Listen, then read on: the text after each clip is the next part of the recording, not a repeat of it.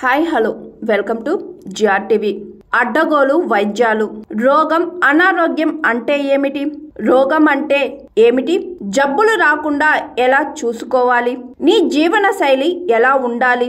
ఒక్క రూపాయి ఖర్చు లేకుండా, ఒక్క మందు కూడా వాడకుండా, ఒక్క డాక్టర్ని కూడా సంప్రదించకుండా, ఒక్క పరీక్ష కూడా చేయించుకోకుండా, ఆసుపత్రికి వెళ్లకుండా 100% రోగాలను మనమే బాగు చేసుకోగలమా? సడన్ గా నిలబడితే కళ్ళు తిరుగుతున్నాయా?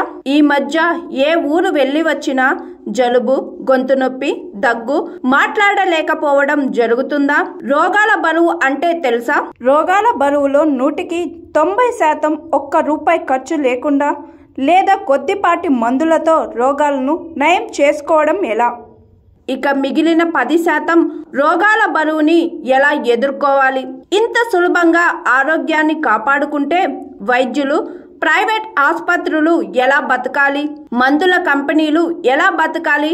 డయాగ్నోస్టిక్ ల్యాబొరేటరీల దోపిడీ, వైద్యుల వాటాలు ఏమవ్వాలి? తప్పు ఎక్కడ జరుగుతుంది?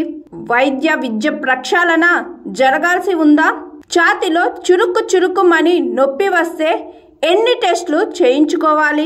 40 సంవత్సరాల వయసు దాటిన వారు ఎటువంటి టెస్టులు చేయించుకోవాలి? మామూలు రోజుల్లో ఎక్కువగా ఆసుపత్రికి తిరిగిన వారు కరోనా సమయంలో సంవత్సరం పాటు 90% మంది ఆసుపత్రి వైపుకే వెళ్ళలేదు. ఎందుకని? ప్రజల భయాల్ని సృష్టించి మందులు ఎలా అమ్ముకోవాలి? టెస్టింగ్ ల్యాబ్లకి ఎలా పరిగెత్తేలా చెయ్యాలి?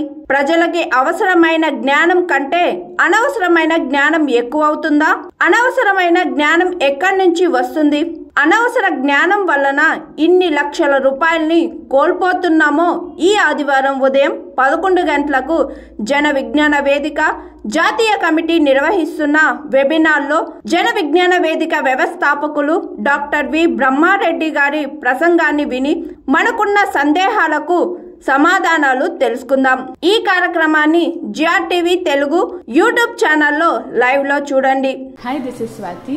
లైక్ చేయండి, షేర్ చేయండి, కమెంట్ చేయండి అండ్ సబ్స్క్రైబ్ చేయండి జిఆర్టీవీ.